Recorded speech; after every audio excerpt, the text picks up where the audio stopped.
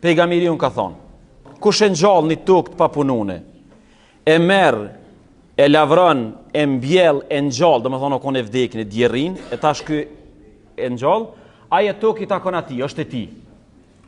Domethënë bëhet e tij.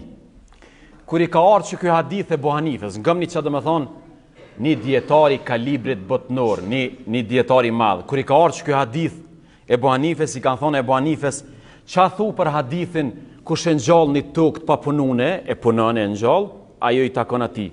Abu Hanife thotë, ky hadith nuk vjen prej pozitës profetike, ky hadith vjen prej pozitës shtetnore. Në kohën kur e ka thonë ajo ko lideri shtetit, edhe shteti ka pas drejt me ia dhon dikujt tokën, me stimulu popullin, me punu dhe me gjallnu tokën. Po nuk ka hadith prej pozitës fetare, që domethënë i përfshin tana kohrat. Ky hadith ka kontekst politik, shtetnor, qeverisës, sepse pejgamberi ka qeveris Medinën.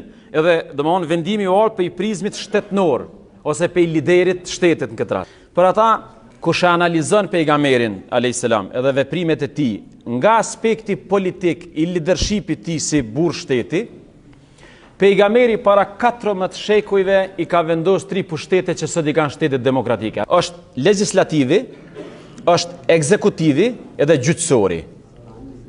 Legislativi, për dini kush është? Është parlamenti. Parlamenti bën ligje. Ekzekutivi, kush është ekzekutiv?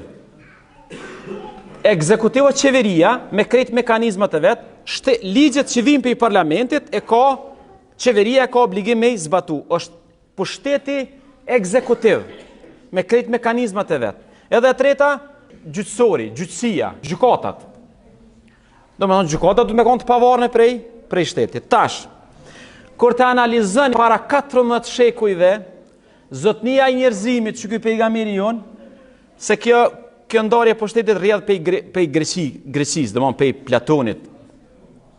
A pejgamberi jon para 14 shekuj në Medinë ka funksionuar kështu. Ai ka qenë ekzekutivi, ai ka kryer detyrat me muslimanë bashk. E dyta, ai ka qenë legislativi, se u dosh më dhon përgjigje gjonave që kanë ndodhur, u dosh më dhon vendime.